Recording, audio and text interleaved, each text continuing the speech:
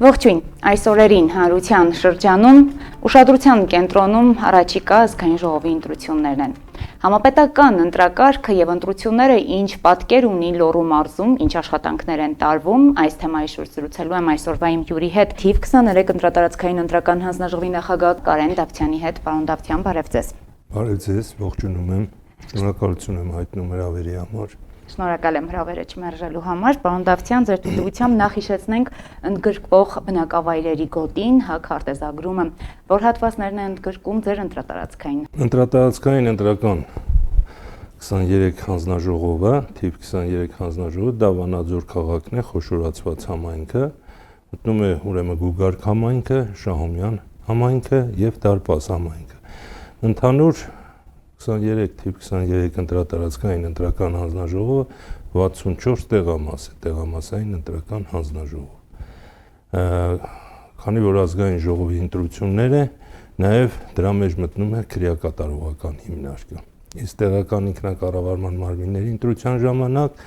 քրեակատարողական հիմնարկը չի մտնում եւ 63 տեղամաս է ձևավորվում։ Այս պահին ձևավորված են 64 տեղամասերը, տեղի ունեցել տեղամասային ընտրական հանձնաժողովի 4 հերթական ուրեմն նիստերից առաջինը, առաջի նիստի իմաստը նա է, որ ծանոթանում են տեղամասային ընտրական հանձնաժողովի անդամները իրենց իրավունքներին եւ պարտականություններին, որի համար նրանք իրենց դնում են իրենց ստորագրությունը եւ հաստատում, որ համաձայն են եւ պետք է աշխատեն անաչառ, քանի որ տեղամասային ընտրական հանձնաժողովի անդամները ձևավորվում են խորհրդանական խմբակցություններից, 8 անդամներ են լինում, որից 6-ը խորհրդանական խմբակցություններից են նշանակում, 2-ական անդամ եւ 2-ական անդամ ընտրատարածքային ընտրական հանձնաժողովը, բնականաբար, քանի որ կուսակցություններն են, խմբակցությունները, քանի որ ներկայացնում են կուսակցությունները, նշանակում են նաև կուսակցականներ։ Դրա իմաստը նա է, որ իրենք պետք է քաղաքական չեզոքություն դրսևորեն եւ տեղամասային ընտրական ուրեմն հանձնաժողովը պետք է աշխատի անաչառության սկզբունքով։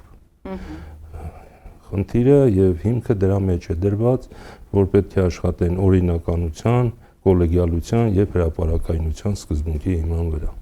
Արդյոք այս ընտրություններում կազմակերպչական նորություններ ունենք, պարոն Դավթյան։ Այս ընտրություններում նորությունը երևի այն կլինի, որ քվյա խցերը նախկինում հաշվարկում էր 750 ընտրողի համար 1 քվյախոց,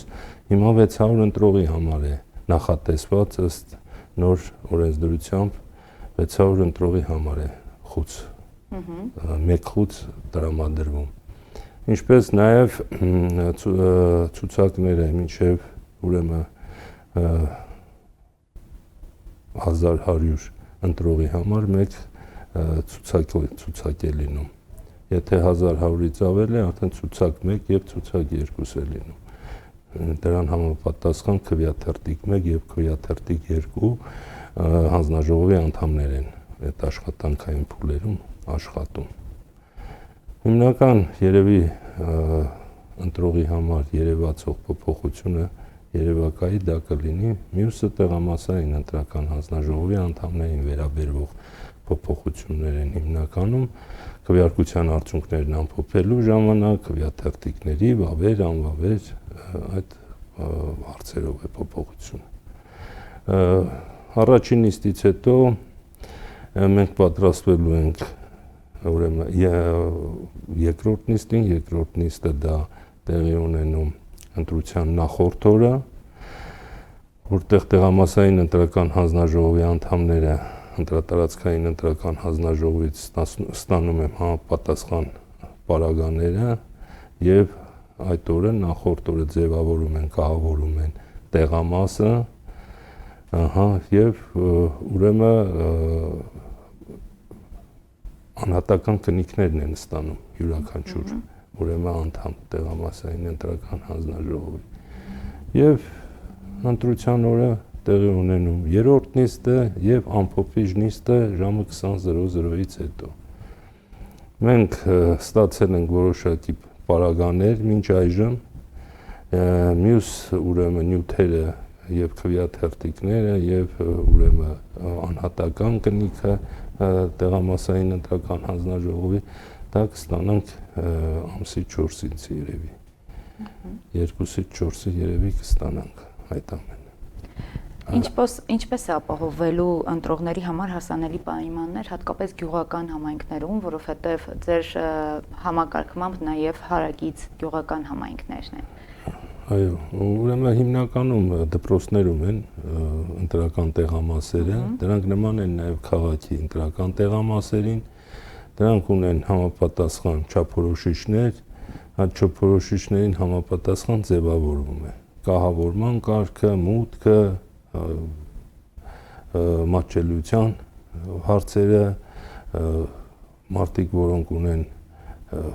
շարժողական խնդիրներ, դրանք համապատասխան ցանկա կենտրոնական ընտրական հանձնաժողովի կողմից հրապարակված, թե որ տեղամասերն են ավելի մատչելի։ Եվ այն անձինք, ովքեր ունեն շարժողական խնդիրներ, նրանք կարող են մտնել կենտրոնական ընտրական հանձնաժողովի կայքը եւ այդ կայքից նայել թե որ տեղամասերն են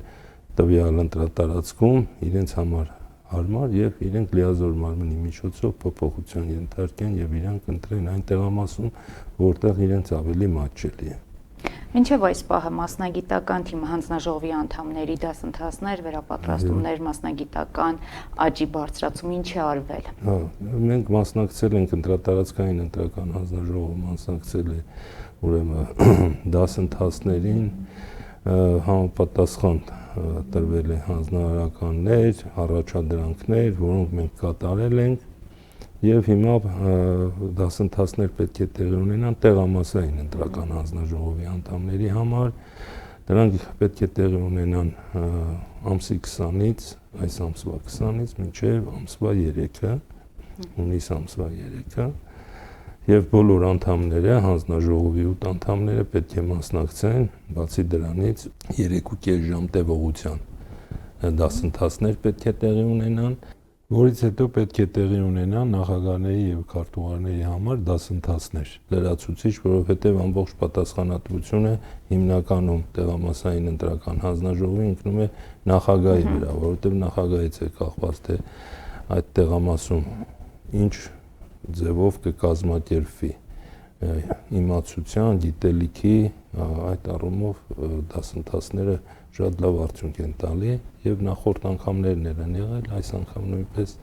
պետք է լինի լրացուցիչ նախագահ եւ տեղակալների համար, այս անգամ դա լրացուցիչ պետք է լինի։ Մինչեւ այդ ընդամենը հանձնաժողովի անդամների համար է եղել, այս անգամ նաեւ պետք է լինի նախագահի եւ քարտուղարի համար առանձին ժամուկեսից 2 ժամ։ Առհասարակ թափանցիկությունը կարծում եմ յուրաքանչյուր ընտրողի համար առանցքային մի հարթակ է։ Ինչ է արվելու ավելի թափանցիկ ընտրություններ անցկացնելու համար, սկսած կահավորանքից մինչև այլ գործիքակազմ։ Թափանցիկությունը շատ բարձր մակարդակի վրա է դրված, քաղաքացին ինքն էլ է զգում, որ դա բազմաշերտ թափանցիկություն է։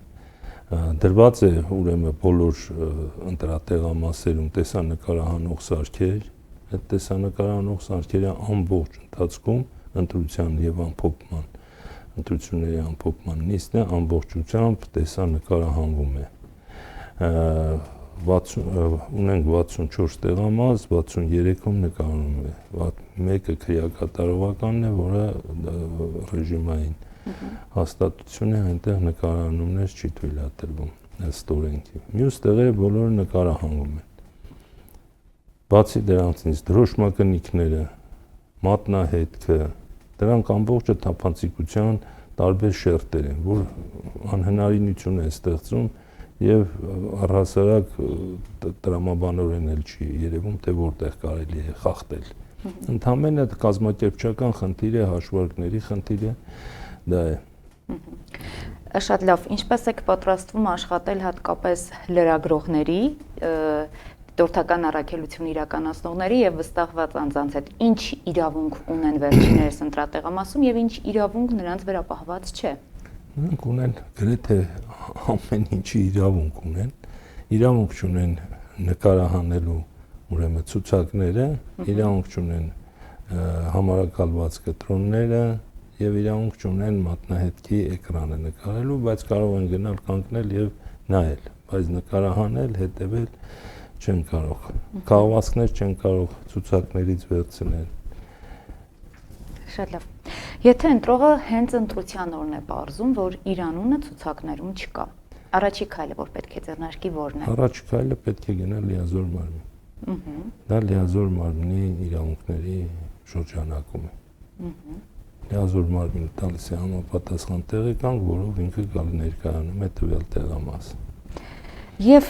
ընթերքում լրացուցիչ ցուցակում։ Եվ ինչ ուղերձ ունեք Լոռու մարզի ընտրողներին, ինչով է կարևոր յուրաքանչյուր քաղաքացու ընտրության գնալը։ Ընտրության գնալը նրանով է կարևոր, որ համոզվեն, որ եթե որևէ մի ուժի տվել են ձայներ, ուրեմն դա ժողովրդի կամքն է եղել։ Ինչքան շատ մարդ մասնակցի, այնքան այդ տեսակետը ավելի հիմնավոր կլինի, իմ կարծիքով։ Շնորհակալ եմ այս զրույցի համար։ Եթե ինչ-որ բան դուրս մնաց մեր զրույցից, կարող եք ավելացնել, խնդրեմ։ Շնորհակալություն։ Ավելացնելու միայն հաջողություն եմ մաղթում հունիսի 7-ին ընտրություններին։ Շնորհակալություն։ Հաջողություն։ Հարգելի հեռուստատողներ, իսկ ես հիշեցնեմ, որ թղթապանակի տաղավարում զրուցում էի թիվ 23 ընտրատարածքային ընտրական հանձնաժողովի նախագահ Կարեն Դավթյանի հետ, շարունակեք դիտել Ֆորտունա։